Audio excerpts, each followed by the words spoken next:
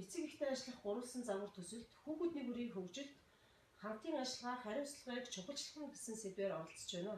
Энэ сэдвийг сонгосон үндслэл нь хүүхдүүдний бүрийг зөв дадал хэвштэй болгохын тулд багш, эцэг эх, хүүхэд гэсэн гурван холбоон дээр түшиглэн нэг ойлголттой болохыг зорьсон юм. Энэ төслийн нэг гол зарчим нь нэг хүүхэд, нэг ойлголт, нэг зүрх, нэгдсэн үйл ажиллагаа.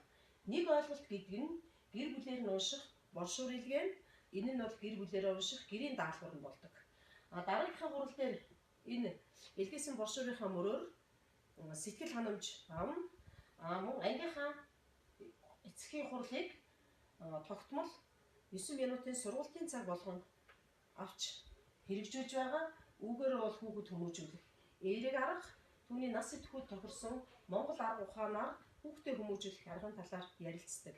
Ингэж нэгдсэн нэг ойлголттой болсноор хоёр талаас нь жигж шаардлагыг тавьдаг.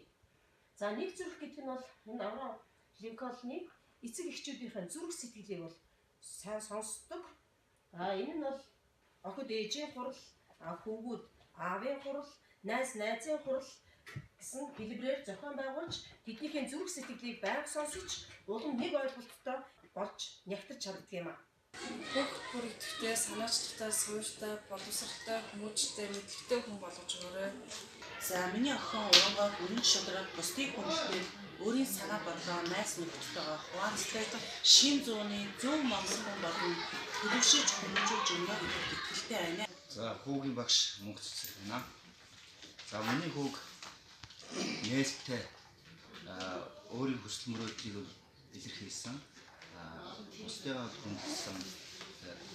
Өөрийнхөө мөрөөдлийнхаа хүсэл мөрөөдлийнхаа төлөө тэмүүлдэг, зоригтой, найз нөхд бусдыгаа үлэрлсэн тийм сайн хүү болгож өгчээ.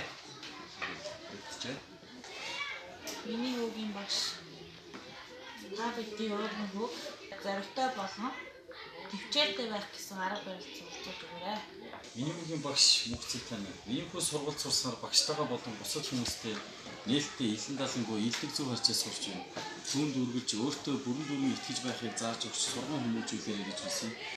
Нэг хүүхэд, нэг ойлголт, нэг зүрх сэтгэл бол бидний үйл ажиллагааг нэгтгэж чадж байгаа юм.